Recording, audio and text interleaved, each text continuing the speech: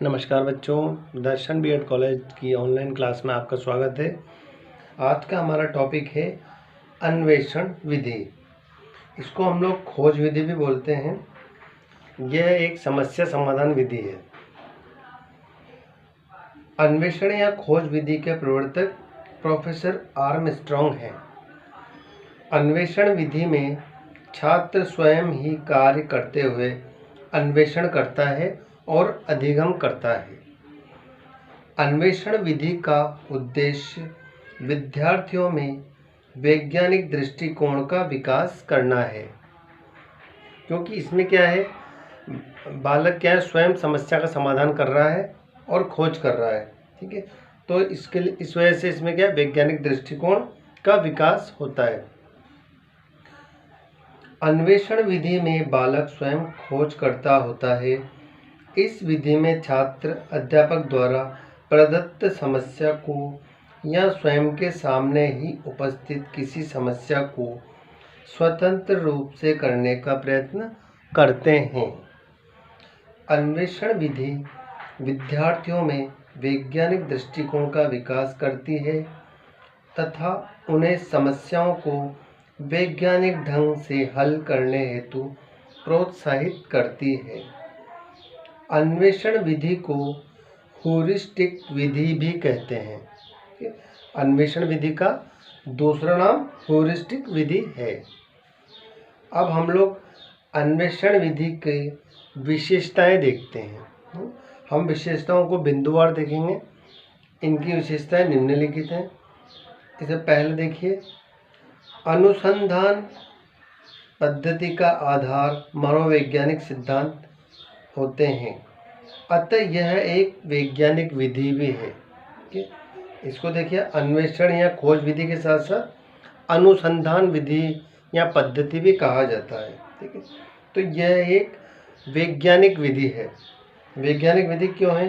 क्योंकि बच्चा क्या है, खुद ही समस्या का समाधान कर रहा है और वो भी क्या है, वैज्ञानिक दृष्टिकोण के आधार पर प्रयोग द्वारा।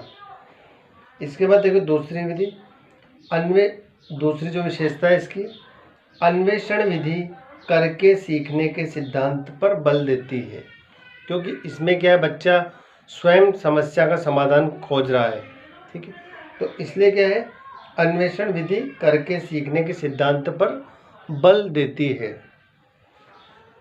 नेक्स्ट इसकी विशेषता है, अन्वेषण विधि क्रियाशीलता के सिद्धांत पर भी आधारित है। क्रियाशीलता, देखिए बच्चा जब समस्या का समाधान कर रहा है, जब वो आंतरिक रूप से अभिप्रेरित होगा या क्रियाशील होगा तो ही वह समस्या का समाधान कर सकता है। ठीक है, तो इसलिए क्या है, अन्वेषण विधि क्रियाशीलता के सिद्धांत पर भी आधारित है। यदि बच्चा स्वयं क्रियाशील नहीं होगा तो वह समस्या का समाधान नहीं कर पाएगा। ठीक है, तो खोज विधि यही है कि इसमें बच्चा समस्या का समाधान खुद ही करता है, स्वयं करता है, क्रियाशील होकर। ठीक है, इसके बाद देखो इसकी विशेषता, वंचन का संज्ञानात्मक विकास के साथ ऋणात्मक संबंध होता है। फलस्वरूप वंचित बालकों की जीवन के विभिन्न क्षेत्रों में उपलब्धि एवं समायोजन का स्तर निम्न होता है।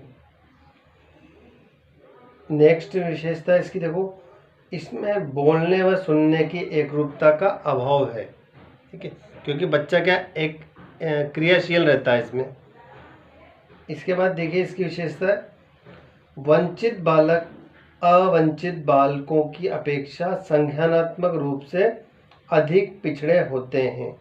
ठीक है, वंचित मतलब जो शिक्षा से वंचित रह गए हैं वह क्या है, अपेक्षाकृत पीछे होते हैं। संज्ञानात्मक मतलब आपकी हम हमारी ज्ञानेंद्रियों के द्वारा जो सोचते हैं उस आधार पे क्या है, वंचित बालक अवंचित बालक की अपेक्षा पिछड़ा होता है, जिसके फलस्वरूप जीवन के विभिन्न क्षेत्रों में इनकी उपलब्धि एवं समायोजन का स्तर निम्न होता है। ठीक है भाई, ये लोग क्या है, समायोजन नहीं कर पाते हैं और उपलब्धि मतलब प्राप्त भी नहीं कर पाते ज्ञान को। ठीक है, तो इन चीज़ों का जो वंचित बालक है उनमें अभाव पाया जाता है। इसके बाद विशेषता देखिए आप, वंचित बालकों के अभिभावकों की शिक्षा के प्रति धनात्मक अभिवृत्ति नहीं होती, क्योंकि बालक की शिक्षा उनके लिए अतिरिक्त आर्थिक भार डालती है। देखिए, वंचित बालकों के अभिभावकों की शिक्षा के प्रति धनात्मक अभिवृत्ति नहीं होती, क्योंकि बच्चा क्या वंचित है पढ़ाई से, और बच्चा क्या किसी वजह से उसमें ध्यान भी नहीं दे पाता है। ठीक है, तो माता पिता जो अभिभावक सोचते हैं कि हम लोग इसके ऊपर आर्थिक जो खर्च करेंगे तो वो हमारे ऊपर अतिरिक्त भार होगा।